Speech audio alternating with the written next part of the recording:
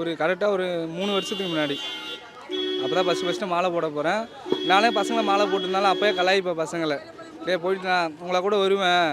ஏன்னா நான் சாமி பார்க்க மாட்டேன், வெளியே நான் ஜாலியாக சுற்றிட்டு வரேன், உங்களை கூடவே என்ஜாய்மெண்ட் பண்ணிட்டு வரேன், மாலைலாம் போட்டு வர மாட்டேன்னு சொல்லிட்டு இருந்தேன். நான் மாலை போட்டுட்டு அந்த இயர்லேயே எனக்கு நிறைய அற்புதம் நடந்திருக்கு. நான் நினச்சி பார்க்காதெல்லாம் நடந்து வச்சுருக்காரு. எங்கள் வீட்லேயும் எங்கள் அண்ணன் இறந்துட்டுலேருந்து எதுவுமே பண்ணக்கூடாதுன்னாங்க. சாமியை பற்றியே இல்லை. சாமியை ஃபோட்டோவே வச்சு நான் வீட்டில் கும்பலில் அது போல் தான் இருந்தது. ஆனால் இப்போ எல்லாமே கண்டுறேன். வீட்டில் 1க்கு 4-5 சாமி ஃபோட்டோ இருக்குது. எல்லாமே வழிபட்டு நடந்துகிட்டு இருக்கும். இவர் தான் முக்கியத்துவம். எது இருந்தாலும் இவரை ஃபஸ்ட்டு பார்த்துட்டு தான் அதுக்கப்புறம் எல்லாமே போவோம். குலதெய்வம் ஃபஸ்ட்டு, குலதெய்வம் முக்கியம்னு சொல்லுவாங்க. அதுக்கு அடுத்தபடி இவர் தான் நாங்கள் பார்க்குறது.